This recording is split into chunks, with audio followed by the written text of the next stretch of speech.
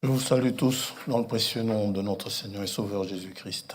Le Seigneur vous bénisse abondamment.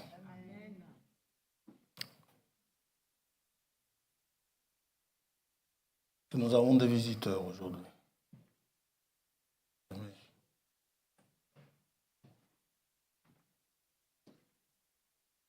Est-il quelqu'un qui est là pour la première fois?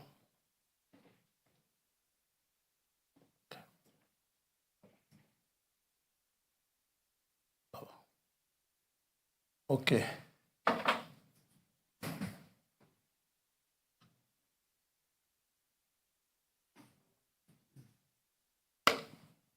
Ça va, Esther? Il est quelle heure, là?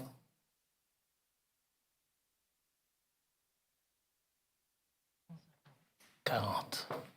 C'est rare, hein? C'est rare. Nia, ça va, les examens, c'est fini? T'as fait pas examen? Croyez. Hein, les autres sont en examen.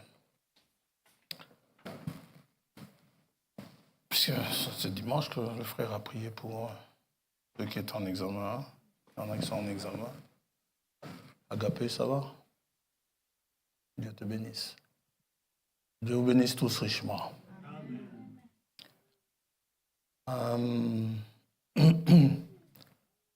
Juste pour vous dire que dans... Ah oui, vous avez des salutations pour ceux qui étaient là vendredi, ils les ont eu déjà. Mais hier, il a renouvelé cela. Frère Jean-Gérard vous salue tous dans le précieux nom de Jésus-Christ. Amen. Et il vous remercie de l'accueil que vous lui avez réservé tout au long de son séjour. Amen. Ici, il est rentré ce matin à Kinshasa. Vous avez aussi les salutations. Frère Tombo le connaît. C'est un fiston qui est... Je l'appelle fiston parce qu'il a le même âge que certains de mes neveux. C'est un petit frère. Frère Tombo le connaît, frère Albert aussi, je crois. Il est au Congo, il dit. Les filles ne sont pas là. Bérénice, David est là. Hein. Ils vous saluent tous. Dans le nom de Jésus-Christ, notre Seigneur. Et je lui ai dit que nous le saluons également. Au nom de Jésus-Christ. Qui dit que Dieu te bénisse. Ouais. À propos, c'est le 8 février que je compte partir, Dieu voulant, au Congo pendant 3 semaines. Mon épouse commence la pension, normalement le 1er mars. Alors, je voulais quand même que l'année passée, comme elle est allée au Congo au mois de février pour un deuil, c'est son mois anniversaire.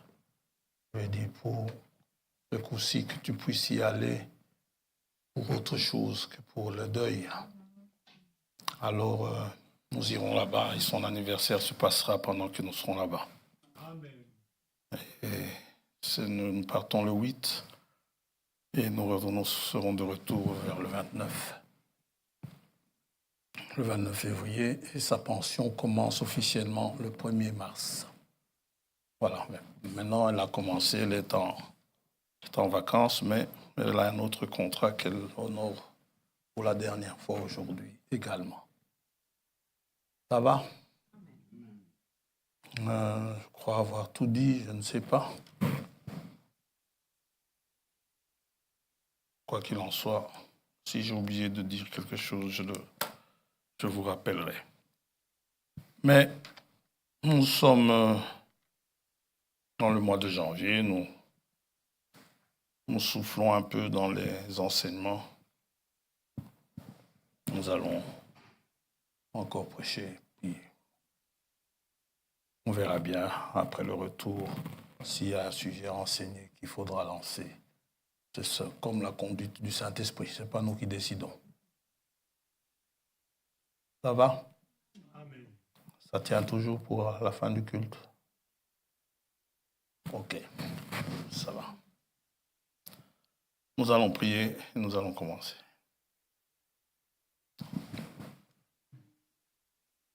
Père Père Céleste, nous te remercions ce matin pour nous avoir réunis.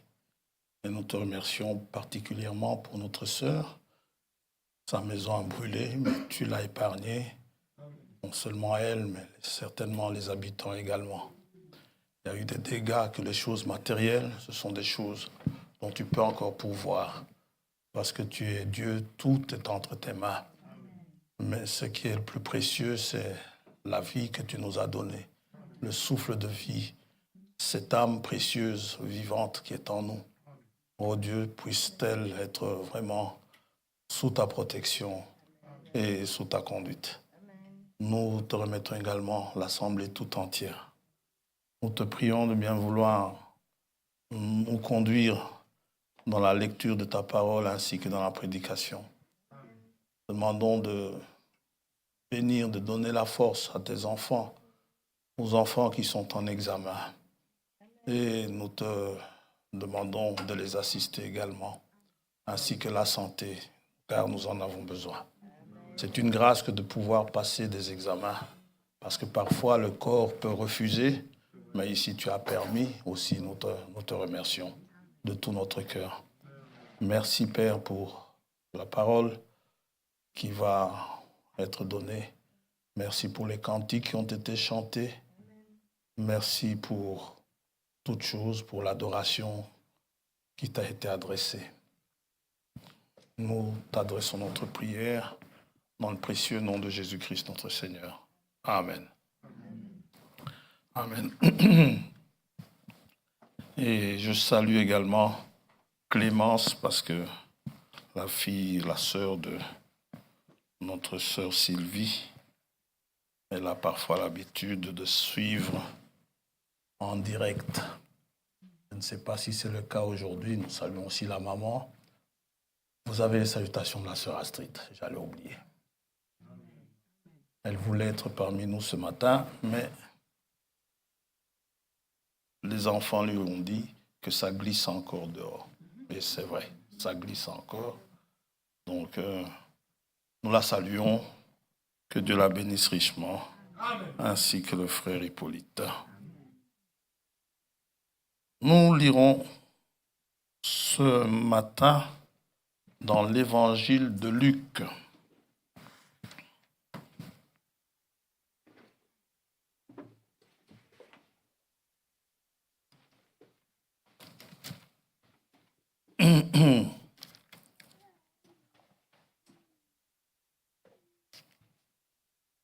Dans l'Église catholique, on dira Saint Luc, ce qui est vrai. C'était un saint. Donc ce n'est pas faux du tout. En Saint Luc, l'évangile de Luc, au chapitre 6.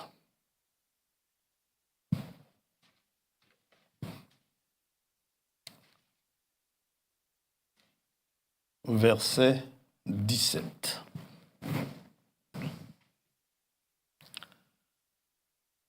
Jusque 19. Il descendit avec eux et s'arrêta sur un plateau où se trouvait une foule de ses disciples. Une foule. Et une multitude de personnes de toute la Judée. Il y avait des disciples et il y avait des personnes. De Jérusalem et de la contrée maritime de Tyr et de Sidon. Ils étaient venus pour l'entendre et pour être guéris de leur maladie. Ceux qui étaient tourmentés par des esprits impurs étaient guéris. Et toute la foule cherchait à le toucher, parce qu'une force sortait de lui et les guérissait tous. Amen. Que le Seigneur bénisse sa parole. Bénisse vos oreilles qui ont écouté la lecture. Bénisse votre cœur qui l'ont reçu cette parole. Maintenant, nous voyons beaucoup, et ils venaient de toute la Judée, certains de Jérusalem, d'autres de la contrée maritime, et d'autres même depuis les nations, depuis Tyr et Sidon. Hein, vous vous souvenez de la femme sidonienne, n'est-ce pas? Et je sais que dans une de ses prédications, Frère Branham dit, plus le sacrifice est grand, plus on est béni. Amen. Et ce sont des gens qui ont fait des kilomètres. Amen. Et ils n'avaient pas de voiture climatisée. Ils sont venus, certains à pied, certains, je ne sais pas, peut-être à cheval ou en chameau, que sais-je, mais ce n'était pas des déplacements de tout repos. Et vous voyez la bénédiction qui en découlait, n'est-ce pas? Dernier verset qu'on a lu dit, ils étaient tous guéris. Amen. C'est pas merveilleux ça? Amen. Nous intitulerons le sujet de ce matin, une force sortait de lui. Amen. Cet homme de Galilée qui était élevé devant l'Éternel comme une faible plante, méprisé, n'avait rien pour plaire, il n'avait rien d'imposant, mais en lui, il y avait une force invisible qu'on ne voyait pas. Marc, chapitre 5. Une force sortait de lui.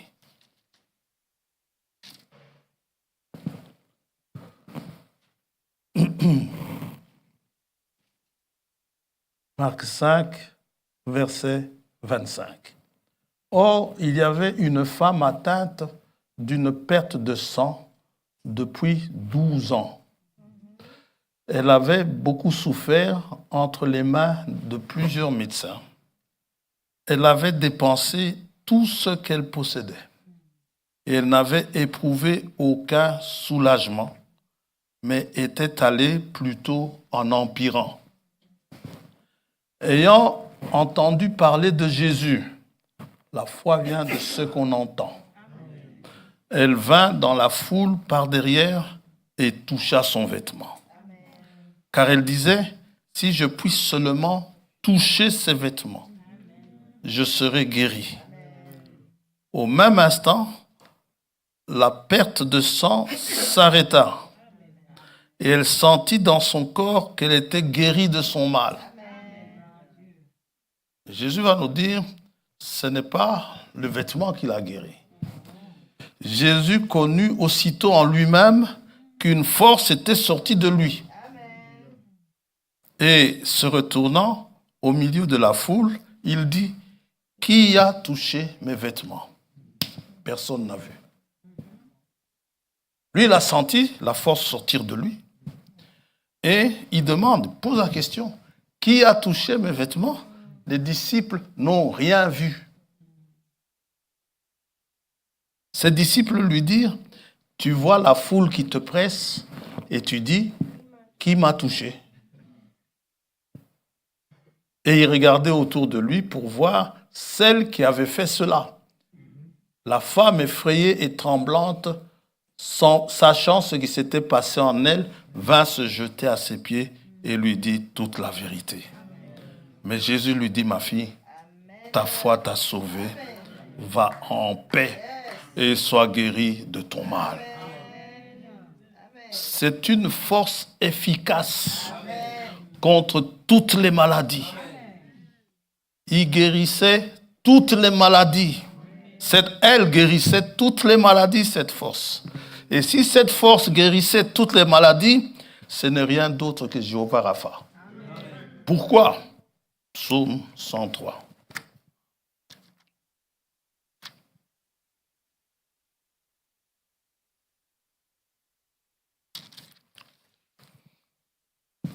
De David. Mon âme bénit l'Éternel. Que tout ce qui est en moi bénisse son saint nom. Mon âme bénit l'Éternel et n'oublie aucun de ses bienfaits. C'est lui qui pardonne toutes tes iniquités, qui guérit toutes tes maladies.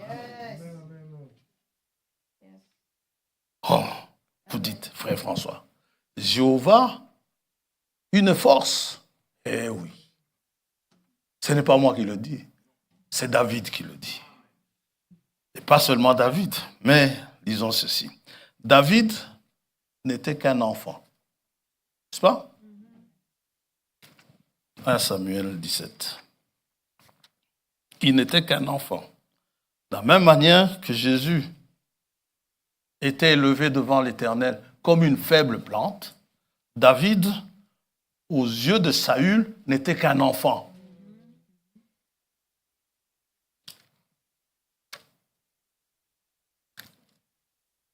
« 1 Samuel 17.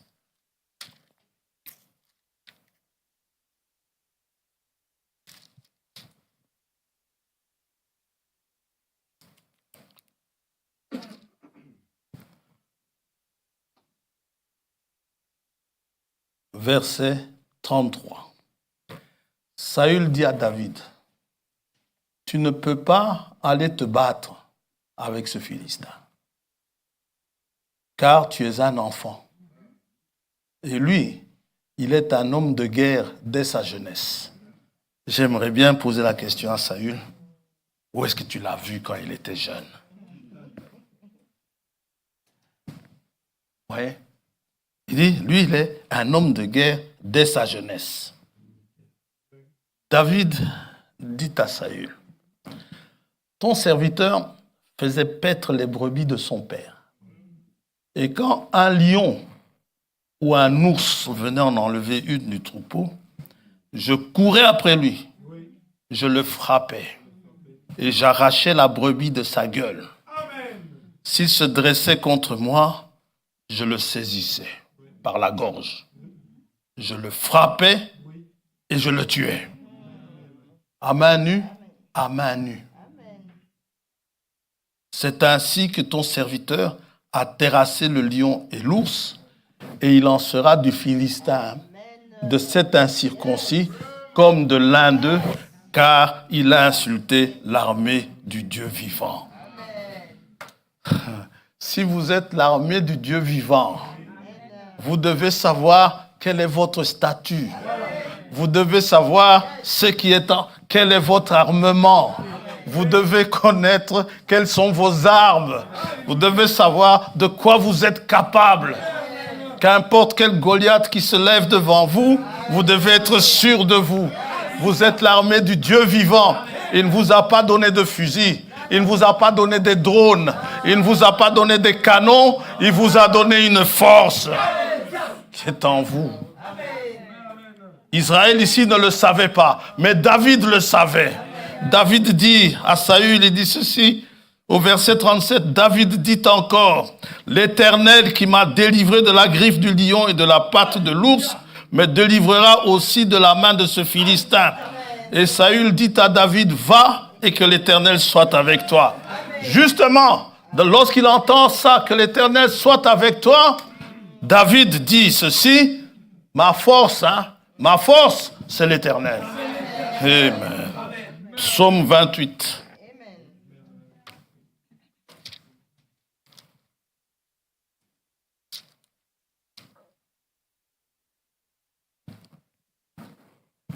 Toujours David. Verset 6. Béni soit l'Éternel, car il exauce la voix de mes supplications. Je vous laisse lire le verset 7. Merci. Dieu vous bénisse. L'Éternel est ma force. David dit, sa force, c'est l'Éternel. L'Éternel est ma force et mon bouclier.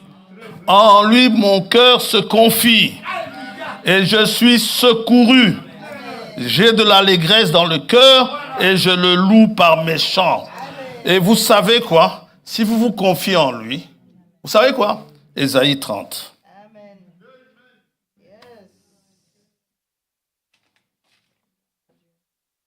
Vous confier en lui signifie vous placez votre confiance en lui. Ésaïe dit, Ésaïe 30,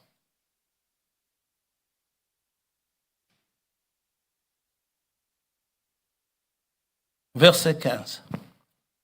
Car ainsi a parlé le Seigneur, l'Éternel, le Saint d'Israël. C'est dans la tranquillité. Ça ne sert à rien de vous agiter. Il ne faut pas vous agiter. Restez tranquille. Et le repos, que sera votre salut. C'est dans le calme. Dites amen à ça. C'est dans le calme. Soyez calme. Restez calme. N'ayez pas peur. Et la confiance. Confiez-vous. C'est la confiance. C'est dans le calme et la confiance que sera votre force. Et vous ne l'avez pas voulu. Vous avez dit non, nous prendrons la course à cheval. Laissez les chevaux tranquilles. Amen. Laissez les missiles tranquilles. Nous ne nous battons pas avec les missiles. C'est Goliath qui se bat avec ça. Nous ne nous battons pas avec des drones. C'est Goliath qui se bat avec ça. Amen. Nous allons au combat au nom de l'Éternel. C'est lui notre force. Parce que vous avez dit, non, nous prendrons la course à cheval. C'est pourquoi vous fuirez à la course. Si vous allez avec vos chevaux, vous fuirez. Nous monterons des coursiers, ce sont des chevaux, des coursiers légers. C'est pourquoi ceux qui vous poursuivront seront légers. 1000 fuiront à la menace d'un seul, et à la menace de 5, vous fuirez jusqu'à ce que vous restiez comme un signal au sommet de la montagne, comme un étendard sur la colline. Cependant, l'Éternel désire vous faire grâce, et il se lèvera pour vous faire miséricorde, car l'Éternel est un Dieu juste. Heureux tous ceux qui espèrent en lui.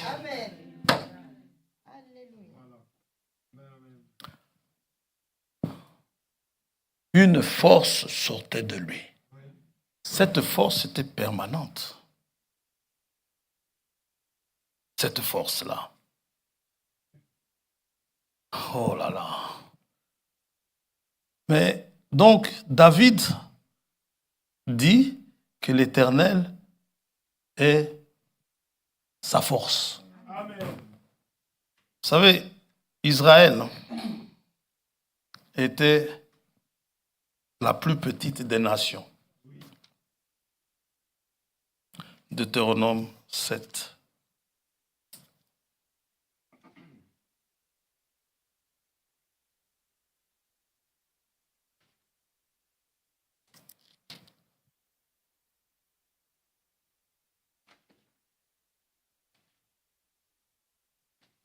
Verset 6.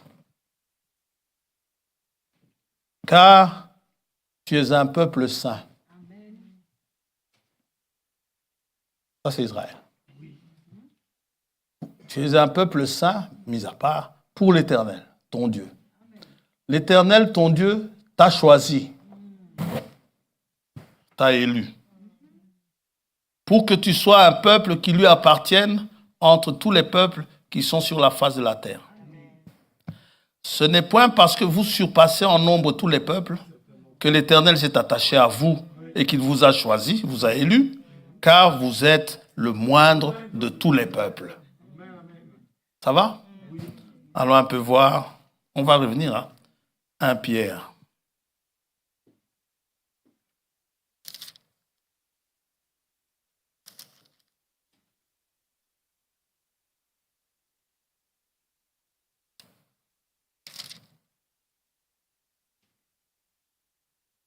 Israël était un peuple saint. 1 Pierre, chapitre 2, verset 9. Vous, au contraire, vous qui avez cru, parce que pour les incrédules, c'est le contraire de ça, de ce que je vais dire. Ça va? Mais pour les incrédules, d'abord, on peut verset 7, l'honneur est donc pour vous qui croyez. Ça va? Mais pour les incrédules, la pierre qu'ont rejetée ceux qui bâtissaient est devenue la principale de l'angle, et une pierre d'achoppement et un rocher de scandale. Mais vous qui croyez, d'abord, ils s'y heurtent, ceux qui ne croient pas, pour n'avoir pas cru à la parole. Et c'est à cela qu'ils sont destinés. Vous qui avez cru en sa parole, vous donc, au contraire, vous êtes une race élue, choisie. Vous êtes une race élue, un sacerdoce royal, une nation sainte, un peuple saint. Un peuple à qui vous lui appartenez, afin que vous annoncez les vertus de celui qui vous a appelé des ténèbres à son admirable lumière. Vous qui autrefois n'étiez pas un peuple et qui maintenant êtes le peuple de Dieu. Vous qui n'aviez pas obtenu miséricorde et qui maintenant avez obtenu miséricorde.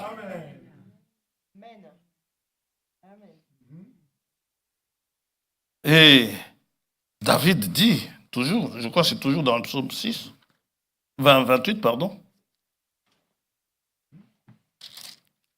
Pas tout lu.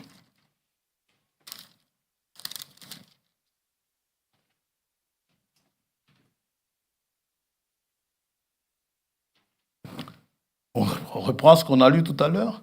Béni soit l'Éternel, verset 6, car il exauce la voix de mes supplications. L'Éternel est ma force et mon bouclier. En lui, mon cœur se confie et je suis secouru. J'ai de l'allégresse dans le cœur, c'est de la joie.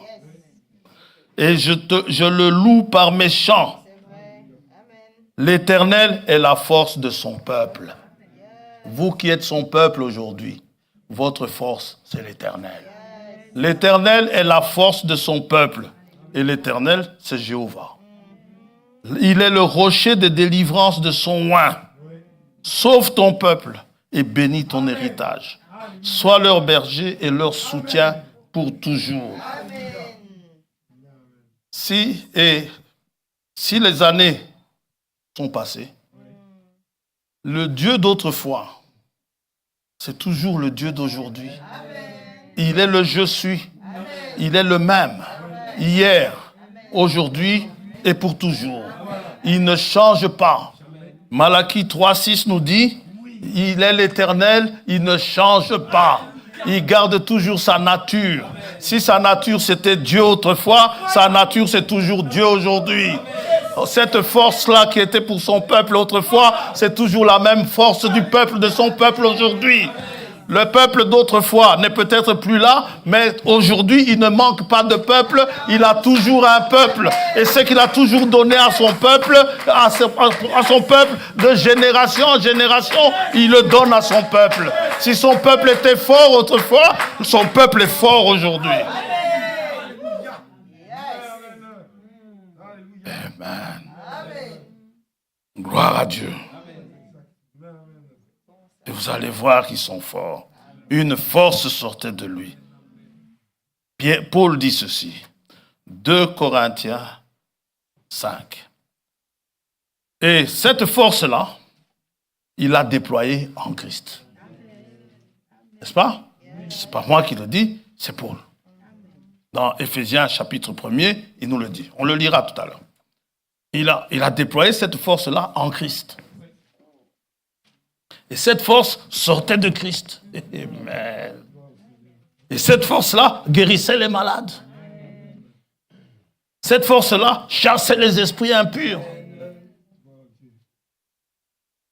C'est une force phénoménale. Vous savez, nous, quand on nous amène quelqu'un de possédé et qu'on nous demande de prier pour lui, ou qu'on nous demande de chasser le démon, on va tous se mettre à crier ici. Satan, sors! Lui, il le disait calmement. Et rien, vous savez, quand on est venu le chercher au jardin de Gethsémane, il a juste demandé, qui cherchez-vous? Ils sont tous tombés par terre.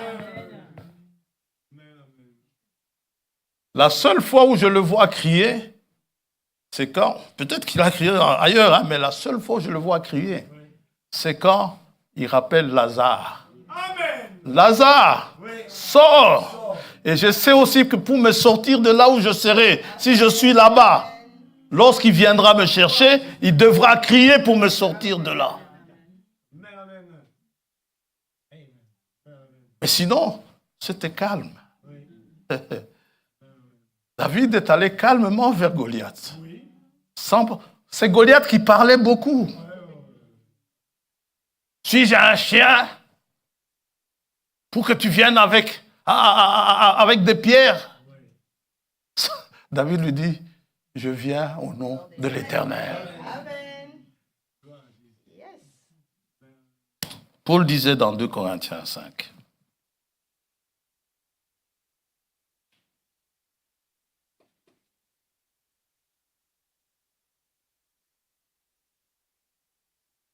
« 2 Corinthiens 5.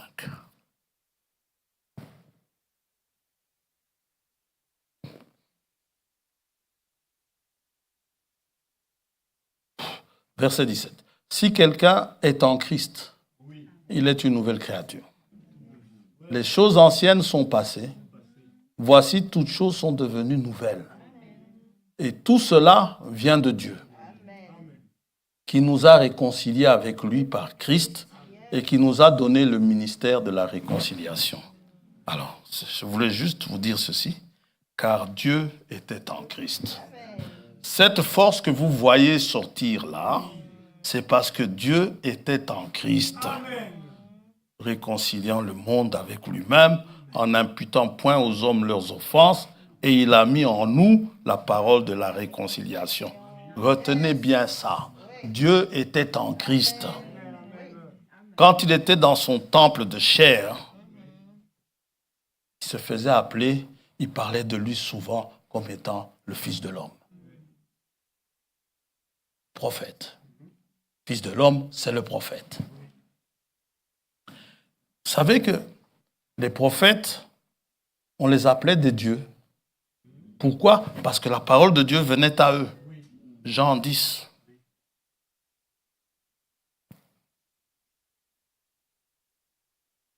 Lui, il n'était pas un Dieu, il était Dieu avec nous.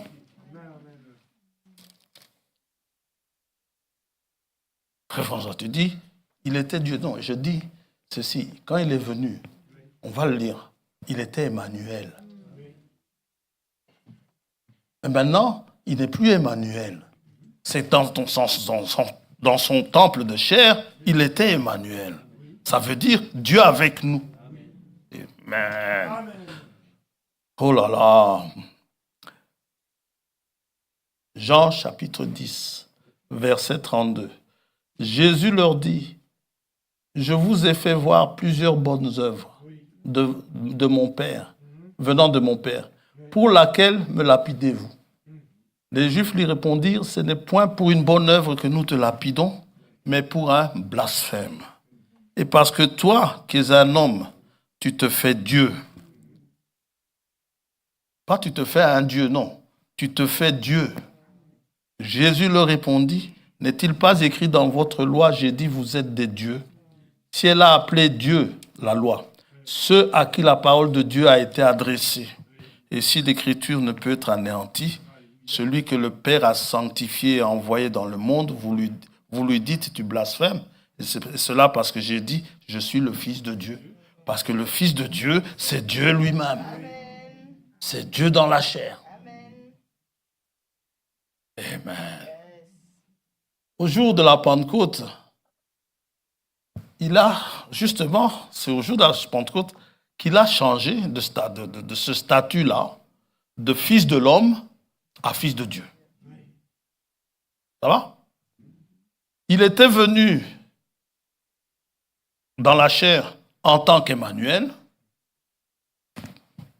Matthieu chapitre 1er.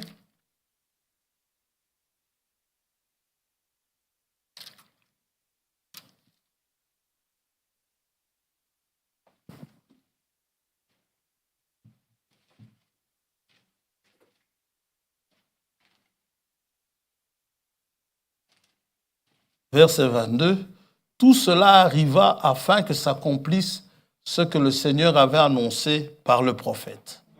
Voici, la Vierge sera enceinte et enfantera un fils, et on lui donnera le nom d'Emmanuel.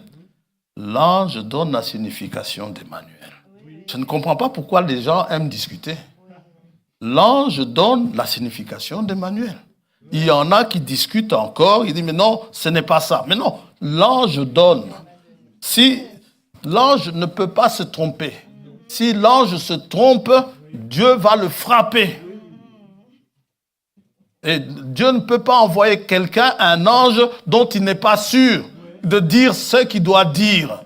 L'ange dit exactement ce qu'il devait dire. Et l'ange donne la signification, Emmanuel, ça veut dire Dieu avec nous. Et pas le Fils de Dieu avec nous. Amen. C'est Dieu avec nous.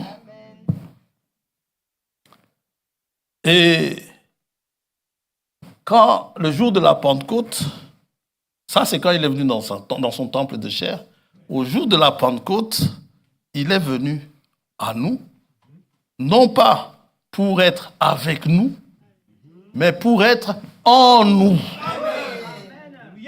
Amen. Jean 14, je crois.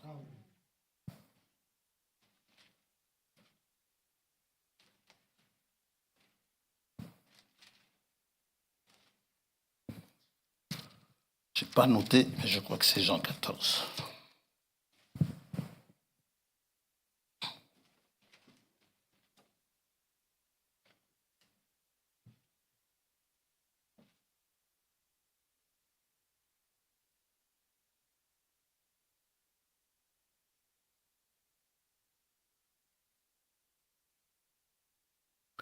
Verset 16, « Et moi je prierai le Père, et il vous donnera un autre consolateur, afin qu'il demeure éternellement avec vous. L'Esprit de vérité que le monde ne peut recevoir, parce qu'il ne le voit point et ne le connaît point. Vous le connaissez, car il demeure avec vous, et il sera... » Ça va? Pendant qu'il leur parlait, il était avec eux. Il dit, quand il viendra, l'Esprit de vérité, il sera en vous. Il sera en vous. Je ne vous laisserai pas orphelins. Je viendrai à vous. Et je serai toujours invisible. Toujours cette force-là, invisible. Mais vous allez apprendre à le voir. Parce qu'il dit, encore un peu de temps, et le monde ne me verra plus. Mais vous me verrez, car je vis et vous vivrez aussi. L'exemple le plus simple que j'aime bien donner, c'est celui de ce frère qui s'en va dans la forêt, se promener, il regarde Dieu Tout-Puissant. Il voit la forêt, hein, comme vous, comme un incrédule peut voir, pas vous. Un incrédule peut voir la forêt, il voit des arbres, ça c'est le chêne, ça c'est le bouleau, ça c'est l'arbre, ça c'est le hêtre, il va vous citer tout un tas d'arbres, mais le chrétien, il voit ces arbres, il dit Dieu Tout-Puissant. Quand je regarde le hêtre, le chêne, je ne dis pas, oh le chêne est grand, je dis que tu es grande.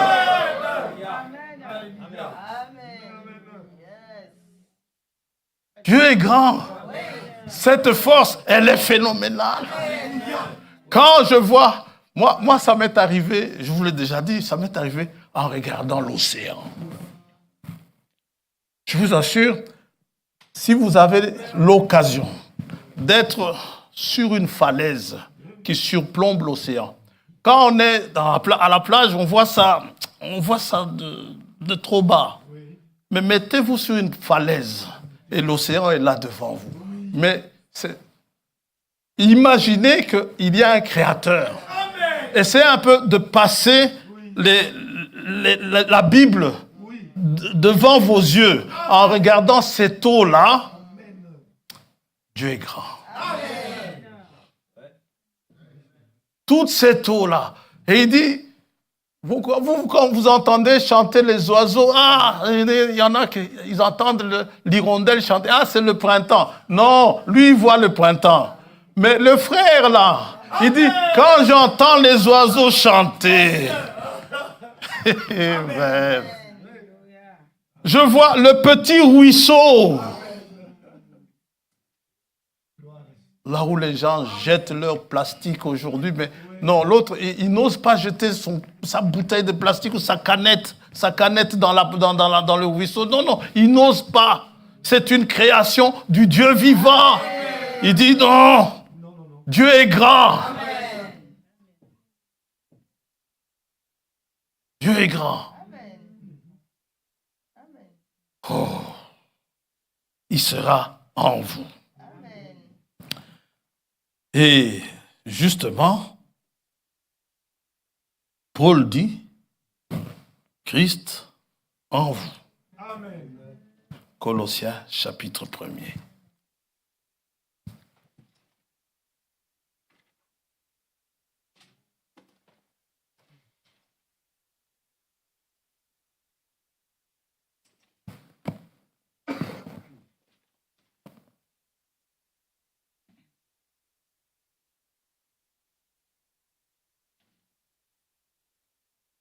Verset 25. C'est d'elle, l'Église, que j'ai été fait ministre selon la charge que Dieu m'a donnée auprès de vous, afin que j'annonce pleinement la parole de Dieu. Le mystère caché de tout temps et dans tous les âges m'est révélé maintenant à ses saints. Dieu a voulu leur faire connaître la glorieuse richesse de ce mystère parmi les païens. Savoir Christ en vous, l'espérance de la gloire. Christ en vous. Christ en vous, ça veut dire cette force-là, en vous. Elle est en vous. La force phénoménale là, elle est en vous. Donc cette force est-elle en nous? Le Saint-Esprit que Dieu répand en nous est un esprit de force. Ésaïe chapitre 11.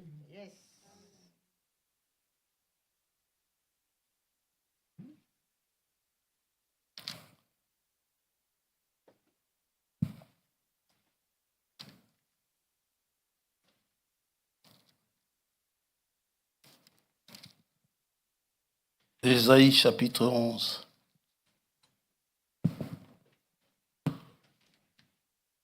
Puis, verset 1er, puis un rameau sortira du tronc d'Isaïe, et un rejeton naîtra de ses racines.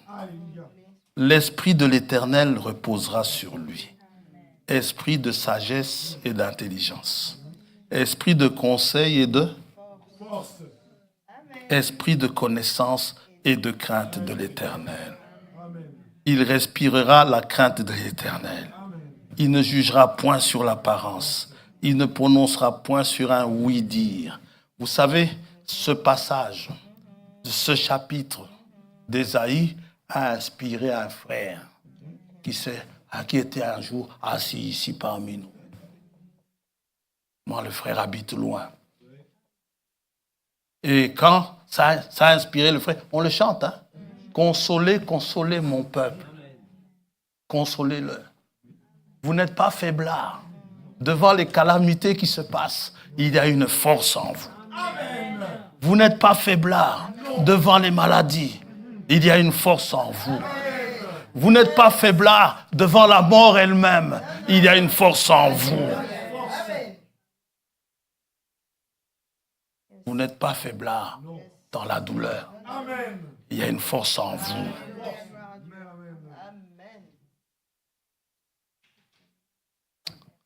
Nous pouvons paraître faibles quand nous sommes frappés. Nous pouvons paraître faibles. Paul dit, nous sommes forts.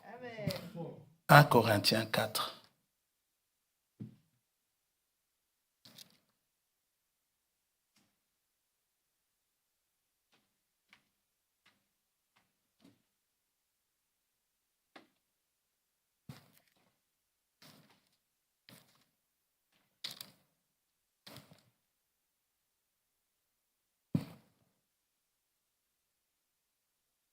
Car Dieu, verset 9, pardon. Car Dieu, il me semble, a fait de nous apôtres les derniers des hommes. Amen. Aujourd'hui, ceux qui s'appellent apôtres veulent être les premiers. Ils sont les derniers. Vous êtes avant eux.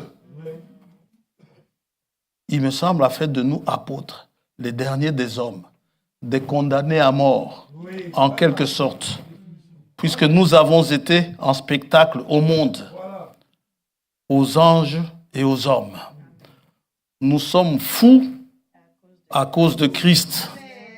Mais vous, Corinthiens, mais vous êtes sages en Christ. Nous, apôtres, nous sommes faibles. Mais vous êtes forts. Vous êtes honorés. Et nous sommes méprisés. Jusqu'à cette heure, nous souffrons. La faim, la soif, la nudité. Nous sommes maltraités, errants çà et là. Nous nous fatiguons à travailler de nos propres mains. Nous sommes injuriés. Nous bénissons. Persécutés, nous supportons. Calomniés, nous parlons avec bonté. Nous sommes devenus comme les balayures du monde, le rebut de tous jusqu'à maintenant. Alors quand vous lisez ça, vous dites, oh, pauvre Paul. Non, Paul n'est pas à plaindre. Ne plaignez pas Paul. Amen. Paul dit, à l'exception de ces chaînes, j'aimerais que vous preniez ma place. Parce que les choses que Dieu me montre, l'excellence de révélation que j'ai, c'est Paul qui parle, pas moi. L'excellence de révélation que j'ai, Paul dit, j'ai été transporté jusqu'au 3e ciel. J'ai vu des choses, je ne sais pas comment vous... Je connais l'hébreu, hein, c'est une langue riche, hein, mais je ne sais pas vous expliquer ça en hébreu. Je ne peux pas vous l'expliquer en grec non plus. Je ne peux pas vous l'expliquer en anglais. Je ne peux pas vous l'expliquer en français. Il n'y a aucune langue qui peut l'expliquer. Amen. Il dit, mais croyez-moi, j'ai vu des choses. Paul n'est pas à plaindre. Amen. Vous n'êtes pas à plaindre non plus. Vous êtes forts. Il dit ceci dans 2 Corinthiens 12, justement. Ne me plaignez pas, ne le plaignez pas. Oh, pauvre Paul, on lui a coupé la tête. Oh, oh, le Dieu de la restitution va lui redonner sa tête. Alléluia. 2 Corinthiens 12. Amen. 2 Corinthiens 12.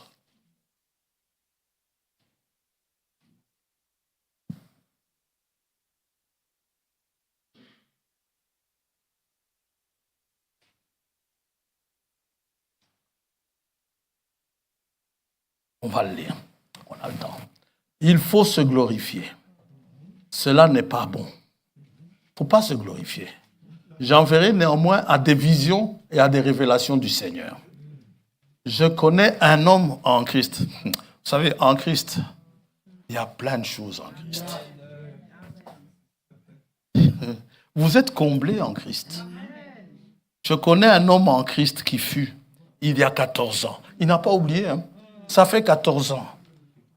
Frère François, qu'est-ce que toi tu as fait il y a 14 ans? Je ne sais plus, j'ai certainement des bêtises. Mais lui ici, il a vécu une expérience. Demandez-lui autre chose, il dit, je ne sais plus. Tout ce que je me souviens il y a 14 ans. Ravi jusqu'au 3e ciel. D'ailleurs, je ne sais même pas si c'était dans mon corps ou pas. Si ce fut dans son corps, je ne sais. Si ce fut hors de son corps, je ne sais. Dieu le sait. Et je sais que cet homme, si ce fût dans son corps ou sans son corps, je ne sais, Dieu le sait, il fut enlevé dans le paradis et qu'il entendit des paroles merveilleuses qu'il n'est pas permis à un homme d'exprimer. Amen. Paul, comment est-ce que tu as compris tout ça? Il y a l'interprétation là-bas. Quand Dieu parle en langue, hein, l'interprétation doit venir. Paul a dû comprendre. Quelqu'un a interprété pour lui là-bas. On interprétera pour vous là-bas. Le langage des anges, c'est un langage merveilleux. Tous les sales mots, les gros mots que l'on a là, vont disparaître. C'est le langage des anges que nous allons avoir. Amen.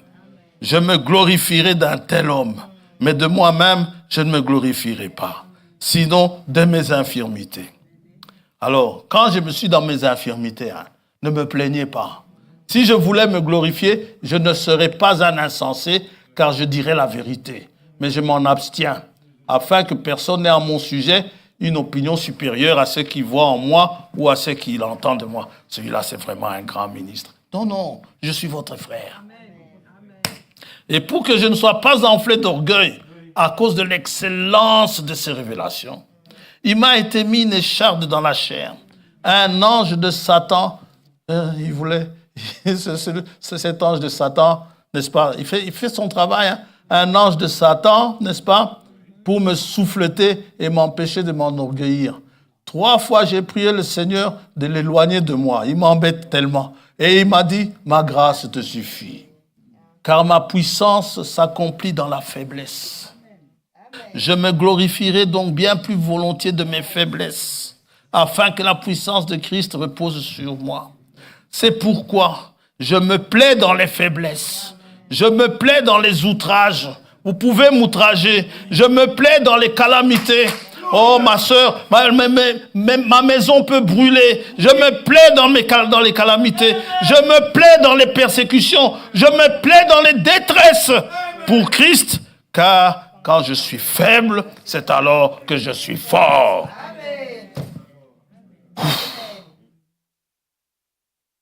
Ne le plaignez pas.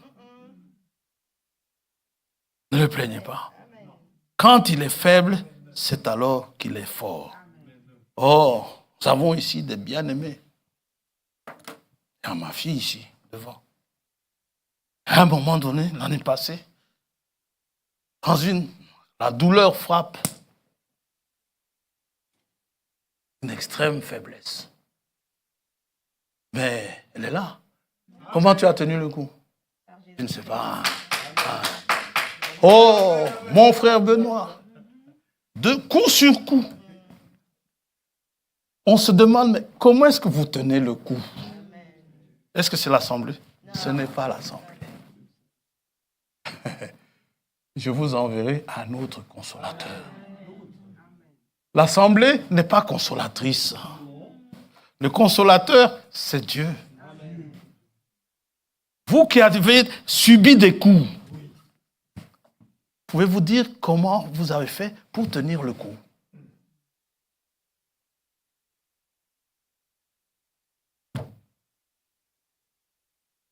Il y a des coups où on regarde, on dit, mais comment est-ce que la personne fait pour tenir le coup? Ma soeur là-bas derrière, elle voit sa petite soeur sauter par le balcon. Mais elle tient le coup. L'époux, il est là, je l'ai vu arriver. Comment est-ce que vous avez tenu le coup? Parfois, on ne s'imagine pas, on n'arrive pas à dire. Hein. Quand on dit, frère, ça va, par la grâce de Dieu, ça va. On ne mesure pas ce que l'on dit. C'est dire que l'Esprit de Dieu a une force de consolation que l'homme n'a pas. Il n'y a pas que la force physique qui fait tomber les adversaires. Il n'y a pas que ça. Il y a la force qui vous relève. Il y a la force qui vous maintient debout. Il y a la force contre les douleurs, à résister aux douleurs, à les surmonter. Il y a la force émotionnelle aussi, à surmonter tout cela par l'Esprit de Dieu. L'Esprit que Dieu a répandu dans nos cœurs. C'est pourquoi je ne suis pas orphelin. Vous n'êtes pas orphelin. Je ne m'en fais pas. Les coups arriveront. Jésus dit, vous en faites pas. Mais écoutez seulement la parole. Mettez-la en pratique. Parce qu'il ne nous le cache pas. Il dit, les vents souffleront. Les tempêtes viendront. Ces choses-là arriveront. Mais si vous avez bâti sur le roc, rien ne vous arrivera. Celui qui met en pratique, qui entend et qui met en pratique, il a bâti sa maison sur le roc. Elle peut brûler, mais vous tenez quand même debout. Et gloire à Dieu. Et je dis toujours, hein, quand je dis la maison, ne pensez pas au bâtiment. Hein. La maison, c'est vous, votre épouse, vos enfants. Ça peut tomber. Vous savez, ça tombe. Vous ne porterez pas deuil pour ça. Hein. Vous allez regretter, vous allez peut-être verser une larme, parce que vous avez fait des sacrifices, mais c'est tout. Vous n'allez quand même pas vous habiller en noir pour ça. Amen.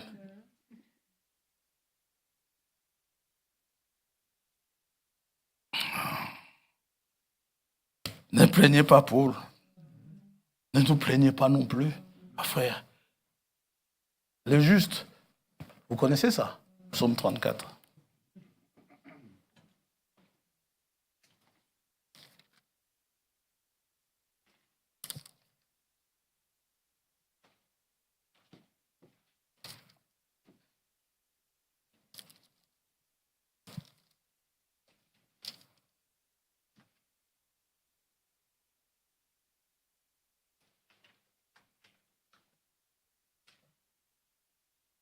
Psaume 34, verset 18. Quand les justes crient, l'Éternel entend et il les délivre de toute leur détresse. L'Éternel est près de ceux qui ont le cœur brisé et il sauve ceux qui ont l'esprit dans l'abattement. Le malheur atteint souvent le juste. Il nous prévient. Le malheur atteint souvent le juste. Oh, quel malheur! Mais l'Éternel l'en délivre toujours.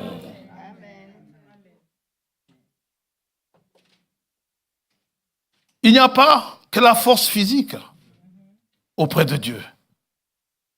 Allons, avant cela, voyons d'abord où est-ce qu'il déploie cette force-là. Déployée en Christ, Éphésiens chapitre 1er. J'aime beaucoup ce passage. Ça me réconforte souvent.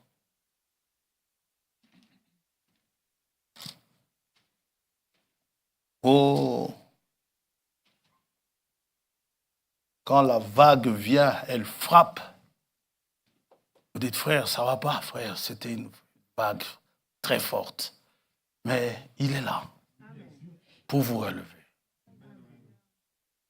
Éphésiens chapitre 1er, verset 15. C'est pourquoi moi aussi, ayant entendu parler de votre foi au Seigneur Jésus et de votre amour pour tous les saints, je ne cesse de rendre grâce pour vous. Je fais mention de vous dans mes prières, afin que le Dieu de notre Seigneur Jésus-Christ, le Père de gloire, vous donne un esprit de sagesse et de révélation dans sa connaissance. Vous êtes un homme, une femme heureux ou heureuse si vous connaissez, si vous avez la révélation de ce que Dieu vous a donné, de ce que Christ est. Amen. C'est pourquoi il dit à Pierre, sois heureux. Ce n'est pas la chair et le sang qui t'ont révélé cela. Qu'il illumine les yeux de votre cœur pour que vous sachiez quelle est l'espérance qui s'attache à son appel. Quelle est la richesse de la gloire de son héritage qu'il réserve aux saints. Et quelle est envers nous qui croyons l'infinie grandeur de sa puissance se manifestant avec efficacité par la vertu de sa force. Il a, la vertu de sa force, il l'a déployé en Christ, en le ressuscitant des morts et en le faisant asseoir à sa droite dans les lieux célestes, au-dessus de toute domination, au-dessus de toute autorité, au-dessus de toute puissance, de toute dignité et de tout nom qui peut être nommé non seulement dans le siècle présent, mais encore dans le siècle à venir. La force que Dieu donne, c'est une force qui englobe tout. Tout cela, elle est au-dessus de tout. Tout genou fléchira devant le nom de Jésus-Christ. Il était l'homme de douleur, mais il a supporté la douleur. Il est passé au travers de la douleur. Comme nos bien-aimés ici sont passés au travers de la douleur. Quand les tempêtes soufflent, vous savez, même les disciples ont été étonnés. Ceux qui étaient habitués à le suivre dans Matthieu chapitre 8.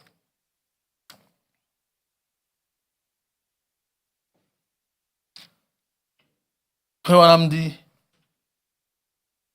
Jésus-Christ n'était pas un homme ordinaire.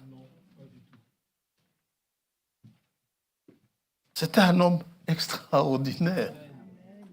Et la divinité, la plénitude de la divinité habitait en lui. Moïse, c'était un grand prophète. Mais Moïse n'avait qu'une portion. Élie n'avait qu'une portion. Il a ressuscité le fils de la veuve. Et Élie a fait des miracles. Mais il n'avait qu'une portion. Vous et moi, nous n'avons qu'une portion. Mais en lui, c'était la plénitude. Amen. Alors ça, Matthieu 8. Si Dieu voulait bien me donner cette vision, ne fût-ce qu'une fois. Amen. Voir cette frêle chaloupe en plein milieu de l'océan, sous la tempête, avec lui dedans. Il monta dans la barque, verset 23, et ses disciples le suivirent. Et voici, il s'éleva sur la mer une si grande tempête que la barque était couverte par les flots. Et lui, il dormait. Il savait une chose, la mer le connaissait. La mer connaît son Créateur. Quand le Créateur lui dit « retire-toi », elle se retire. Quand le Créateur lui dit « écarte-toi », elle s'écarte. Laisse passer mon peuple, elle laisse passer mon peuple. Engloutis Pharaon, elle engloutit Pharaon. Amen. Dieu est merveilleux.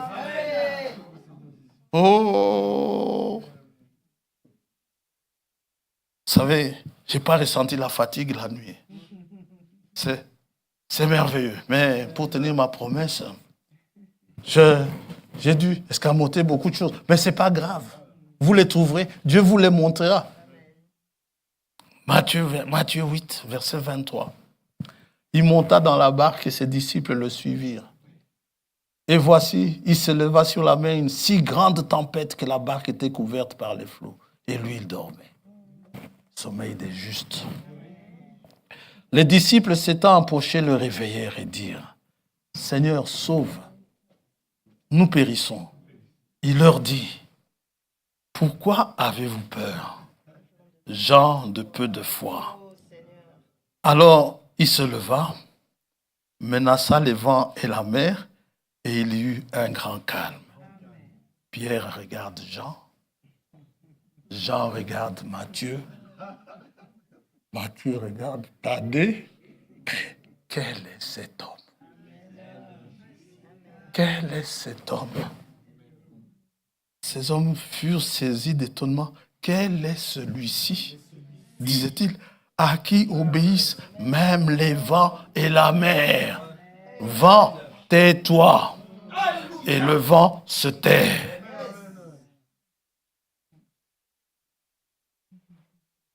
Vous savez, l'homme peut prévoir une tempête. L'homme peut vous dire, il y a, comment ils appellent ça? Le typhon, je ne sais plus comment ils appellent ça.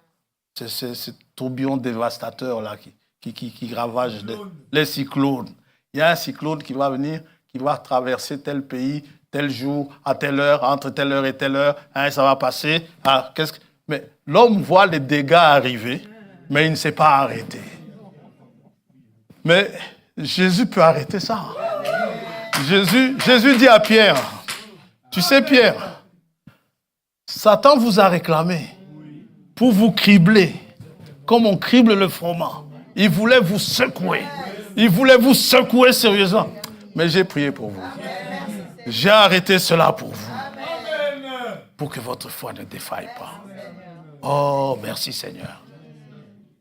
J'ai prié pour vous. Mais quel est celui-ci, disait-il, à qui obéissent même les vents et la mer? Vous n'êtes pas ordinaire. Il n'était pas ordinaire.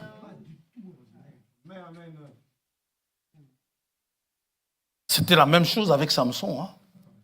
Nous allons dans Juge. Nous allons terminer.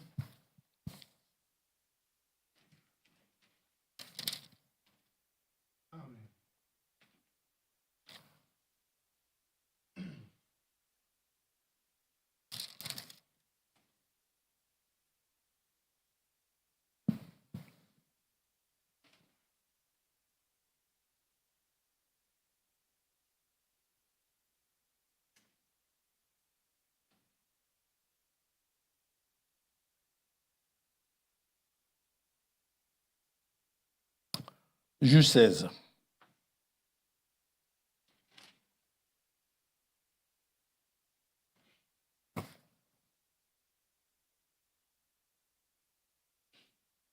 Samson partit pour Gaza, il vit une femme prostituée et il entra chez elle. On va aller au verset 4. Après cela, il aima une femme dans la vallée de Sorek. Elle se nommait Delilah. C'est ce que je cherchais. Les princes des Philistins montèrent vers elle et lui dirent, flatte-le, pour savoir d'où lui vient sa grande force. D'où vous vient cette force? Vous qui avez été frappé, d'où vous vient cette force? D'où lui vient cette force pour savoir? Parce que c'est pas possible ce qu'il fait. On l'enferme avec une porte d'airain, il s'en sort. On l'enchaîne avec des chaînes, ça ne va pas. Et en plus, il est gringalet. Mais d'où lui vient cette force? Flatte-le, pour savoir d'où lui vient sa grande force et comment nous pourrions nous rendre maîtres de lui. Nous le lierons pour le dompter et nous te donnerons chacun 1100 cycles d'argent. Ça, c'est la faiblesse des hommes. L'argent.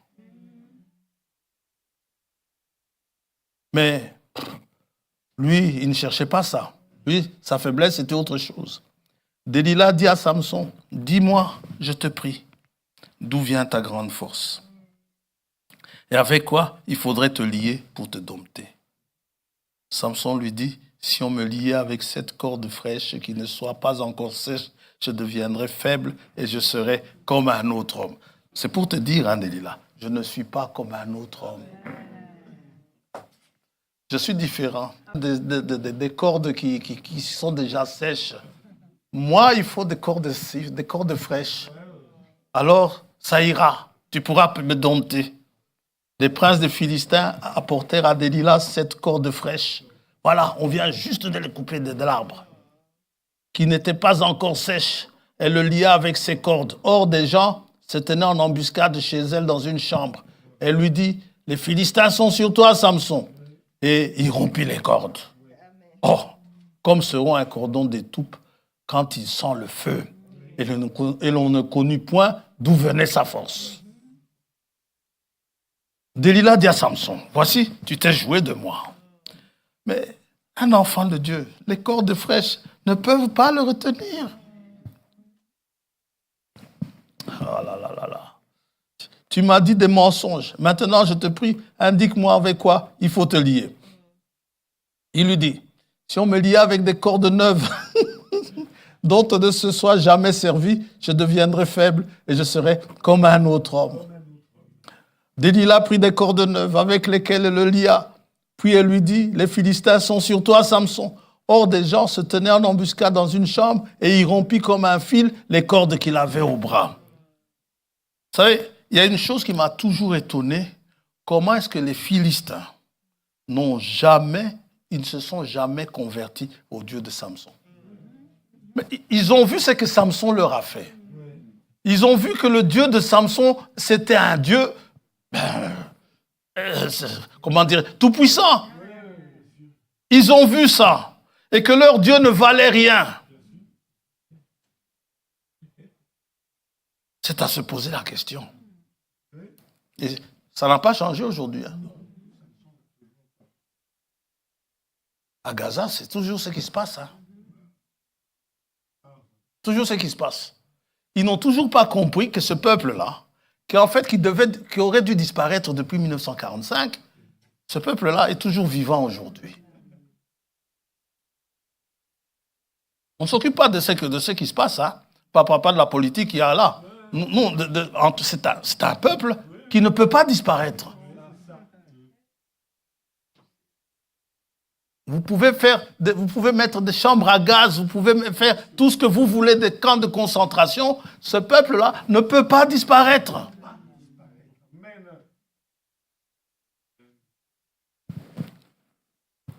Delilah dit à Samson, jusqu'à présent, tu t'es joué, verset 13, tu t'es joué de moi, tu m'as dit des mensonges, déclare-moi avec quoi il faut te lier. Il lui dit, tu n'as qu'à tisser les 7 tresses de ma tête avec la chaîne du tissu. Et les fixa par la cheville. Puis il lui dit, les Philistins sont sur toi. Et il se réveilla de son sommeil et il arracha la cheville du tissu et le tissu. Du tissu et il arracha le tissu aussi. Elle lui dit, ça c'est l'arme que beaucoup de femmes utilisent. Voilà. Pas vous mes sœurs, les femmes dans le monde. Comment peux-tu dire je t'aime puisque ton cœur n'est pas avec moi, avec quelques larmes en plus, hein? Voilà 3 fois que tu t'es joué de moi et tu ne m'as pas déclaré d'où vient ta grande force. Frère François, elle s'est vraiment repentie. Faites attention. Amen. Pas nos sœurs ici, mais les femmes là-bas. Ça pleure facilement.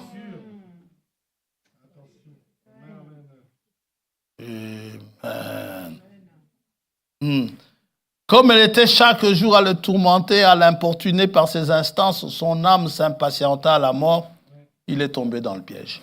Il lui ouvrit tout son cœur et lui dit, le rasoir n'a point passé sur ma tête parce que je suis consacré à Dieu. Voilà le secret. Dès le ventre de ma mère, si j'étais rasé, ma force m'abandonnerait. Je deviendrais faible et je serais comme tout autre homme. Delilah, voyant qu'il lui avait ouvert tout son cœur, elle essuie ses larmes. Elle envoya appeler les princes des Philistins et leur fit dire, montez cette fois, ça y est, je l'ai eu, car il m'a ouvert tout son cœur. Et les princes des Philistins montèrent vers elle et apportèrent l'argent dans leurs mains. Qu'est-ce qui s'est passé? Elle endormit sur ses genoux, ayant appelé un homme, elle rasa les 7 tresses de la tête de Samson, et commença ainsi à le dompter. Il perdit sa force. Dieu voit ça. Frère me dit, Samson a bien commencé. Il a très bien commencé. Jusqu'à ce qu'il tombe dans le piège de Delilah. L'Église aussi a bien commencé. Regardez les actes des apôtres. Les actes du Saint-Esprit au travers des apôtres. Regardez comment les démons tombaient. Rien que l'ombre de Pierre.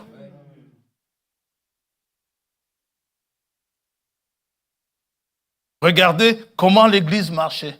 Mais plus tard, l'Église est tombée dans le piège. Alors Dieu dit, c'est comme ça. Samson est tombé.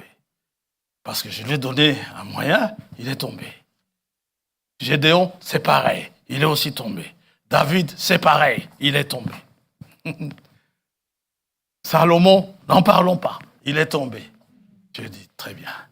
J'irai moi-même. J'irai moi-même. Il est venu. Il a testé lui-même, sur lui-même, l'Esprit Saint. L'Esprit qui était en Christ. Et l'Esprit qui était en Christ, c'était Dieu lui-même. Et il a marché. Il a été tenté de toutes les tentations possibles. On l'a outragé, on l'a persécuté, on a fait tout ce qu'on a voulu faire avec lui. Il n'est jamais tombé, il n'a point ouvert la bouche. Il a gardé sa nature. Quelles que soient les circonstances, il était toujours l'agneau de Dieu. Il n'a pas changé de nature. Tantôt agneau, tantôt loup. Tantôt agneau, tantôt tigre. Non, monsieur, toujours agneau.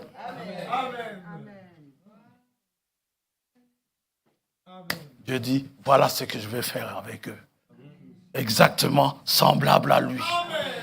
Qu'est-ce que je vais faire? L'esprit qui était en lui, je le répandrai sur vous. Et Dieu va le répandre sur vous. Alors, donc, lorsqu'il le répand sur vous, ça, ce qui est arrivé à Samson, ça ne peut pas vous arriver. Parce que vous êtes scellés. Une fois que Dieu vous a donné ça, Dieu ne vous l'enlève pas. Dieu ne vous l'enlève pas. Si Dieu vous baptise du Saint-Esprit, il ne peut plus vous l'enlever. Parce que s'il vous l'enlève, c'est qu'il s'est trompé. Et Dieu ne peut pas se tromper. Le Saint-Esprit que Dieu donne, c'est pour... Il a dit, dans Jean 14, on l'a lu, éternellement, avec vous. Vous êtes scellés de ce Saint-Esprit. Ce Saint-Esprit-là, vous ne pouvez pas... Et maintenant, tous les Delilah peuvent venir. Vous pouvez dire à Delilah, écoute, je suis baptisé du Saint-Esprit. Eh bien, Delilah ne saura pas amener les Philistins pour vous dompter. Ce sera impossible parce que le Saint-Esprit est indomptable. Amen. C'est Dieu lui-même. Ce n'est pas un esprit de timidité. Nous ne sommes pas faibles devant les cancers.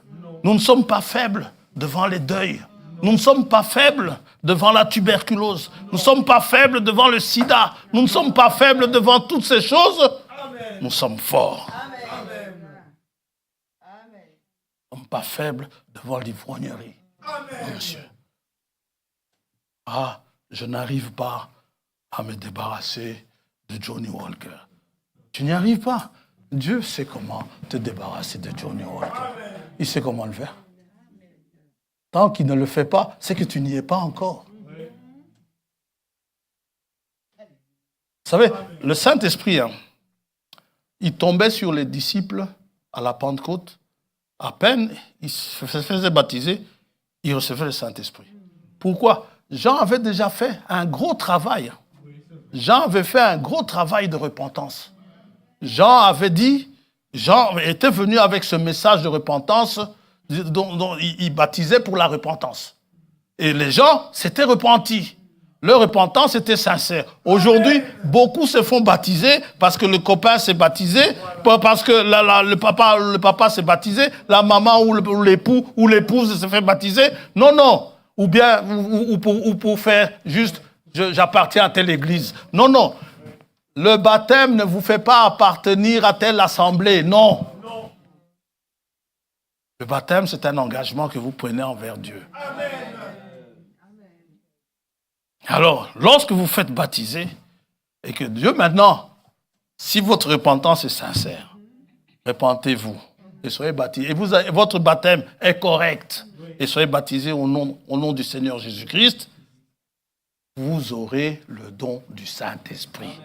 Et ce don-là, Dieu ne se repent pas de ce don-là. Dès qu'il vous le donne, il est à vous. Le Saint-Esprit est à vous.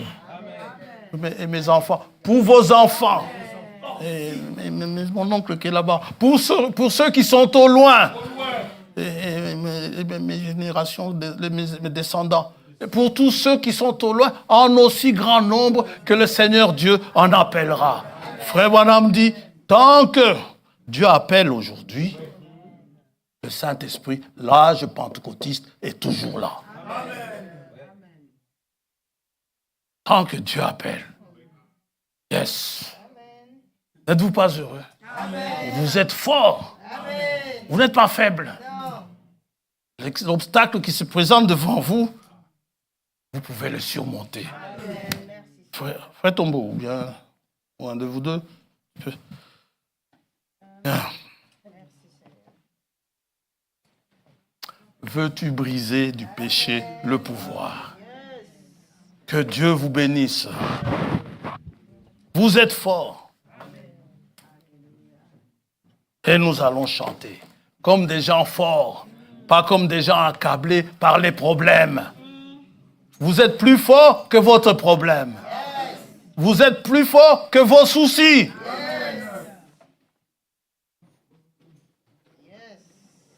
Veux-tu briser plus dans les chants de victoire? Et au 135, deuxième partie.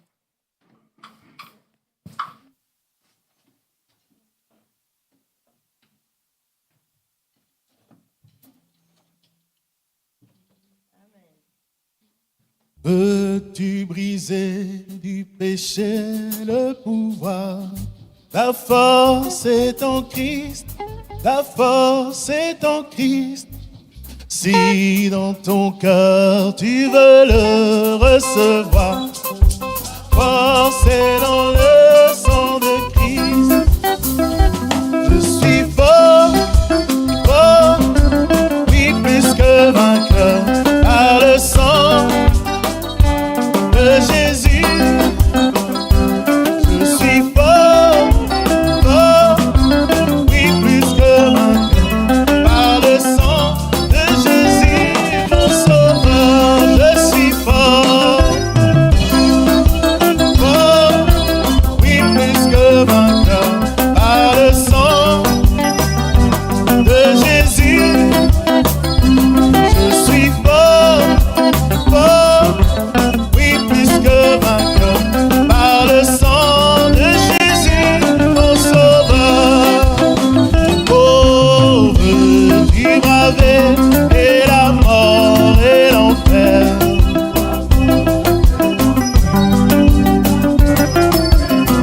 Oh, Jésus d'un mot fait tomber tous tes frères. Et dans le sang de Christ, je suis fort, fort, oui plus que vainqueur, par le sang de Jésus.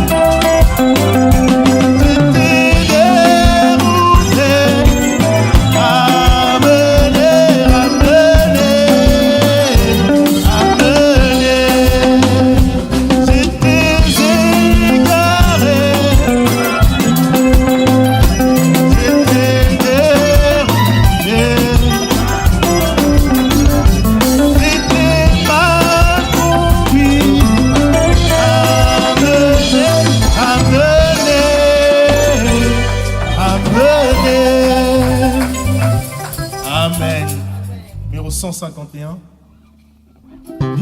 Dieu tout-puissant, Attention de ne pas aller dans trop. mon cœur considère tout l'univers et par ton pouvoir, le ciel d'azur, les éclairs, le tonnerre, le clair matin et les ombres du soir. De tout mon être, alors s'élève un chant. Dieu tout-puissant, que tu es grand. De tout mon être, alors s'élève un chant. Dieu tout-puissant, que tu es grand. En par les bois, la forêt profonde, j'ai entendre les oiseaux chanter. Quand sur les monts, la source avec son onde, livre Zéphyr, son chant doux et léger.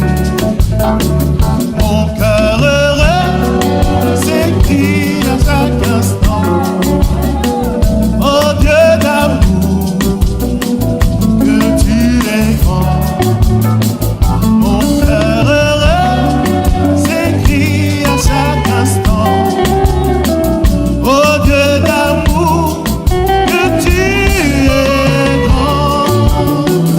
Mais quand je songe au sublime mystère qu'un Dieu si grand a pu penser à moi, que son cher fils est devenu mon frère et que je suis l'héritier du grand roi. Alors mon cœur redit la nuit, le jour, que tu es bon, oh Dieu d'amour. Alors mon cœur redit la nuit, le jour, que tu es bon, oh Dieu d'amour. Quand mon sauveur éclatant de lumière rayonnera de sa gloire éternelle, et que les sangs, les douleurs de la terre, je verrai les splendeurs de son ciel. Je redirai alors la nuit, le jour, rien n'est plus grand que ton amour. Je redirai alors la nuit, le jour, rien n'est plus grand que ton amour. Un beau matin, quand tout sera fini, je m'envolerai à la maison où habite mon Jésus. Je m'envole, oh alléluia, je m'envolerai au gloire, je m'envolerai, alléluia, alléluia, tout à l'heure, je m'envole, oh alléluia, je m'envolerai au gloire, je m'envolerai, alléluia, à la fin, alléluia, tout à l'heure, je m'envole, oh alléluia, je m'envolerai au gloire, je m'envolerai, oh, oh, oh,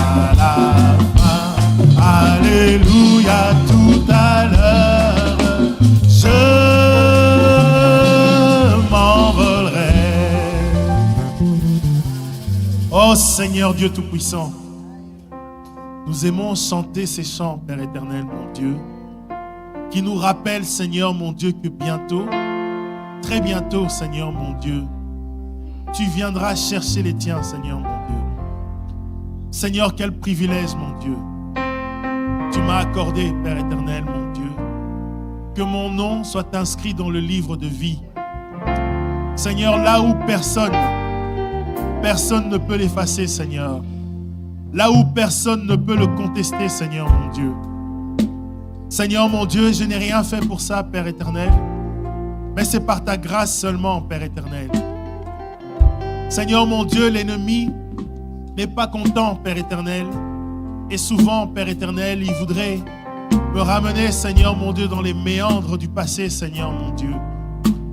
Mais Père éternel, mon Dieu Tout-Puissant, celui qui est sous l'abri du Très-Haut, Seigneur, mon Dieu, se trouve entouré des anges de lumière, Père éternel. Alors, Seigneur, mon Dieu, nous n'avons rien à craindre, Père éternel, parce que nous nous appuyons sur toi, Père éternel.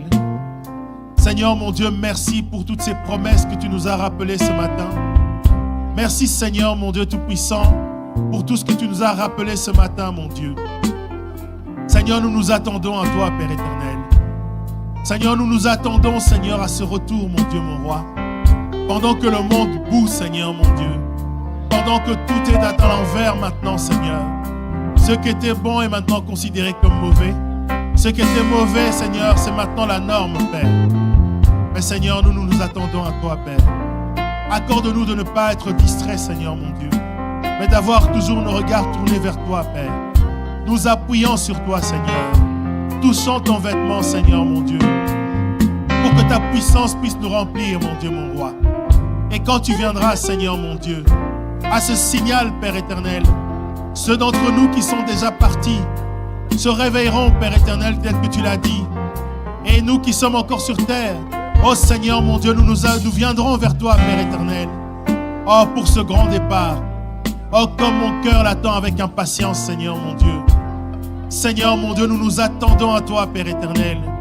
Puisses-tu faire pleuvoir tes bénédictions sur tes enfants, Père. Fortifie-nous encore, Père éternel, pour le peu de temps qui reste, Père éternel.